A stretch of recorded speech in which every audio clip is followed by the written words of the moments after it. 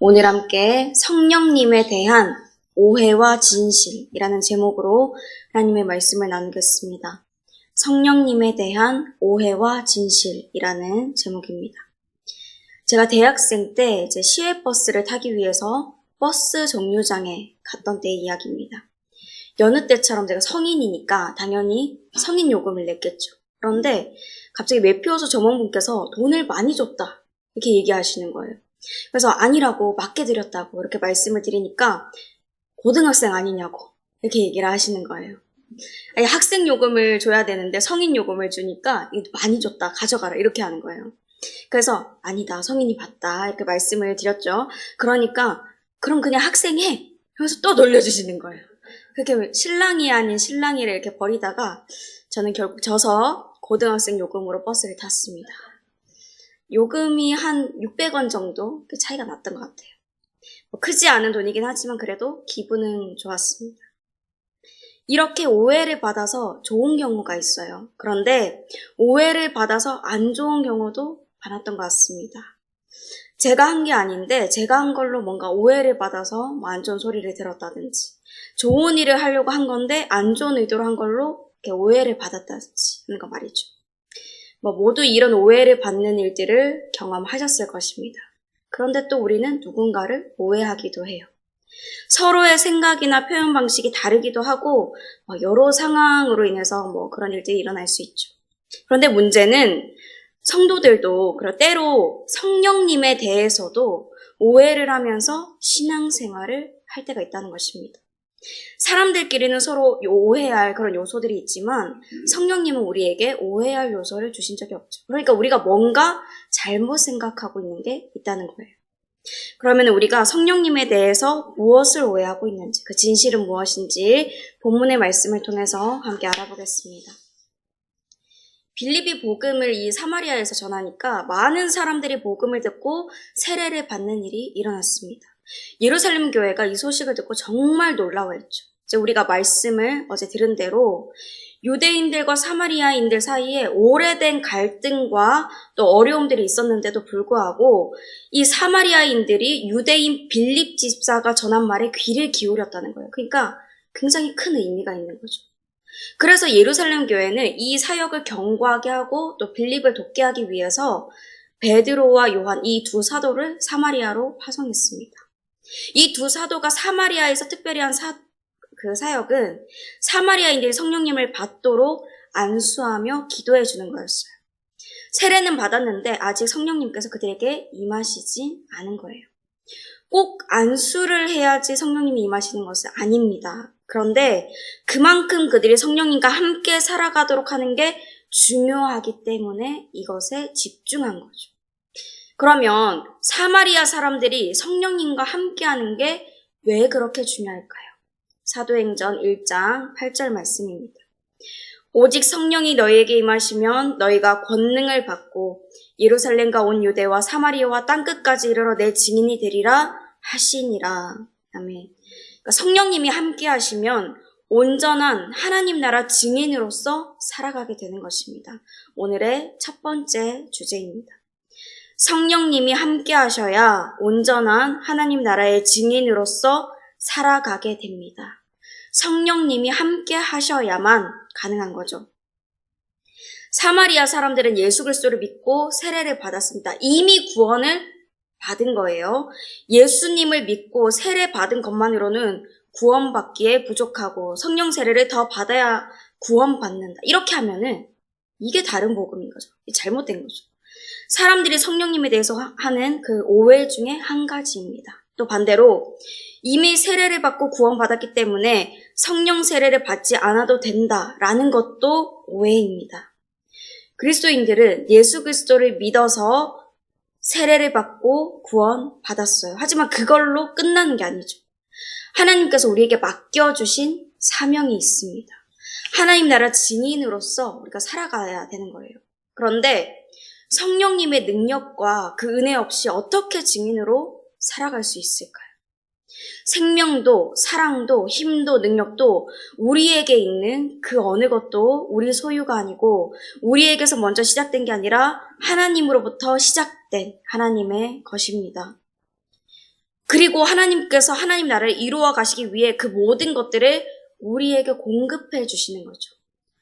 아무리 큰 물탱크가 있다고 해도, 그리고 그 물탱크에 많은 호수가 연결되어 있다고 해도 그 안에 물이 채워져 있지 않으면 그 물탱크는 늘 비워져 있을 것입니다. 그리고 호스를 통해서 나가는 물도 없겠죠. 그러면 그 상태 그대로 그냥 현상 유지만 하는 거예요. 아무 변화가 없는 것입니다.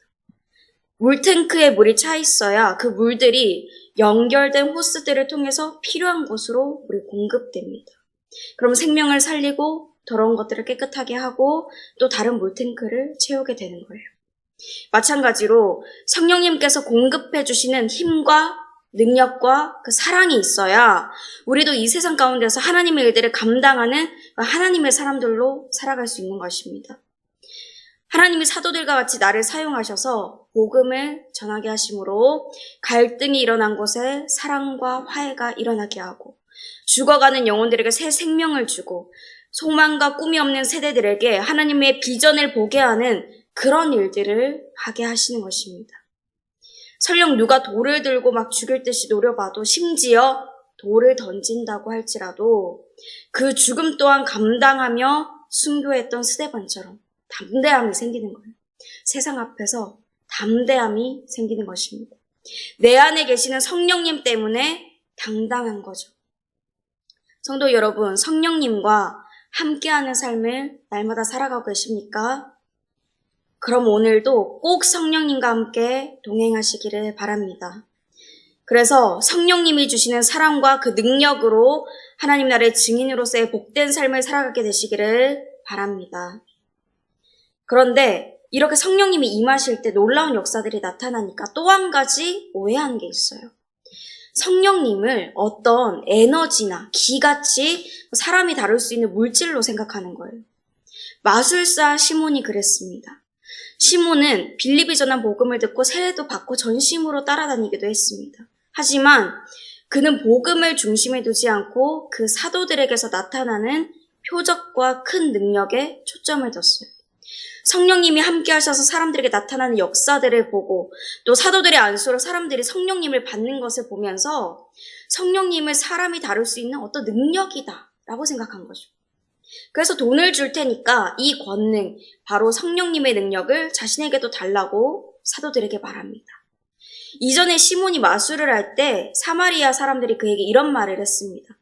이 사람은 정말 크신 하나님의 능력을 소유한 사람이다 라고 했어요. 그러니까 이 시몬이 이제는 마술이 아니라 그보다도 더 큰 진짜 하나님의 능력을 소유하기 위해서, 그리고 그것으로 하나님께 영광 올려드리는 게 아니라 자신의 이름이 높아지고 이득을 취하기 위해서 돈으로 사려고 한 거예요.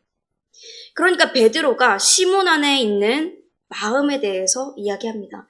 너는 이런 마음을 가지고 지금 얘기하고 있다라는 거예요. 21절 말씀에서 하나님 앞에서 마음이 바르지 못하다라고 하고 23절에서는 악독이 가득하고 불의에 매인바 되었다고 합니다.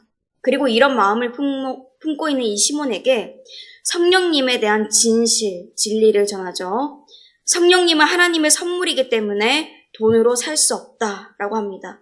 오늘의 두 번째 주제입니다. 성령님은 우리를 인도해 주시는 인격체이십니다. 성령님은 우리를 인도해 주시는 인격체이십니다. 절대 돈으로 사고 팔고 그렇게 할 수 있는 분이 아니죠. 성부 하나님, 성자 예수님만 인격체가 아니라 삼위일체 하나님 중에 한 분이신 이 성령님도 인격체이십니다. 지식, 감정, 그리고 의지를 가지신 분이죠. 그래서 하나님의 영이시며 또한 그리스도의 영이신 성령님이 우리 안에 계셔서 하나님의 뜻을 가르쳐 주시고 도와주십니다. 또 우리가 성령님보다 다른 누군가를 더 갈망하고 사랑하면 이 성령님도 시기심, 질투하는 이 감정이 있으셔서 시기하기까지 사모하신다. 이렇게 말씀하시고 또한 우리의 중보자가 되어주시기도 합니다. 많은 도움을 주시고 우리를 이끌어 주시죠. 이 성령님 앞에 선다는 것은 성부 하나님, 성자 예수님 앞에 서는 것과 같은 것입니다. 감히 성령님을 내 뜻대로 지배하려고 하는 게 아니라 내가 하나님의 그 성령 하나님의 지배를 받아야 하죠. 성령님을 경외하고 또 사랑하는 마음으로 성령님을 따라 동행하는 것입니다. 그러면 성령님께서 가장 좋은 길로 우리를 인도해 주시는 것입니다. 무엇보다도 가장 귀한 하나님 나라를 소망하고 꿈꾸고 누리고 전하도록 해주십니다. 그렇다면 시몬처럼 성령님을 비인격체로 내가 다룰 수 있는 물질로 생각하면 어떻게 될까요?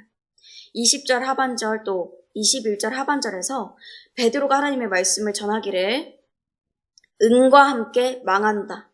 이 도에 내가 관계도 분깃될 것도 없다라고 합니다. 히브리서 13장 5절에서 말씀합니다. 돈을 사랑하지 말고 있는 바를 족한 줄로 알라.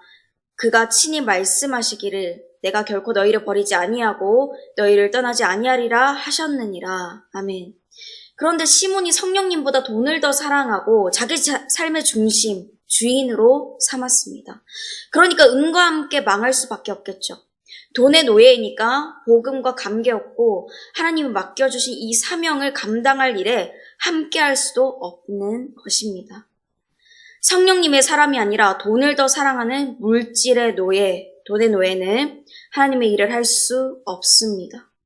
모든 것을 물질로 계산하고 따지니까 손해보는 일에 쓰는 게 아까운 거예요. 성령님의 물질을 보내라고 하시는 곳에 보내라고 주시는 건데 그거를 막 모아놓는 것입니다. 그리고 흘려보내기 싫어하는 거예요. 한 영혼을 살리기 위해서는 또 하나님 나라를 이루어가기 위해서는 손해볼 줄도 알아야 합니다. 그러다 보면은 억울한 일들도 많이 당해요. 그래도 성령님의 사람은 순종합니다. 하나님의 모든 뜻과 지식을 아시는 분, 예수 그리스도의 영이신 살아계신 성령님께서 분명히 필요한 곳에 보내라고 하시니까 주님의 뜻이 있겠지. 하나님께서 보내라고 하시는 거지 하면서 이해 타산이 맞지 않더라도 순종하는 것입니다. 어디가 모자라서 계산을 못해서 손해보는 게 아니죠. 성령님은 사람의 지혜와 모든 지식을 뛰어넘으시는 분, 모든 것을 아시는 분이십니다. 저와 여러분이 그 말씀에 순종해서 날마다 성령님의 인도하심을 받는 사람들, 성령님의 사람들이 되기를 바랍니다. 베드로가 이렇게 말씀을 전하는데도 시몬은 아직도 못 알아들었습니다. 베드로가 회개하고 기도하라고 하는데 딴소리만 하죠. 24절 말씀에서 시몬이 대답하여 이르되 나를 위하여 주께 기도하여 말한 것이 하나도 내게 임하지 않게 하소서 하니라 라고 해요. 자기가 자신의 죄를 하나님 앞에 나아가서 고백해야 되는데 애통해야 하면서 회개해야 하는데 그 죄를 사도들에게 의탁합니다. 참 답답하죠. 이런 답답한 사람의 시몬만 있었을까요?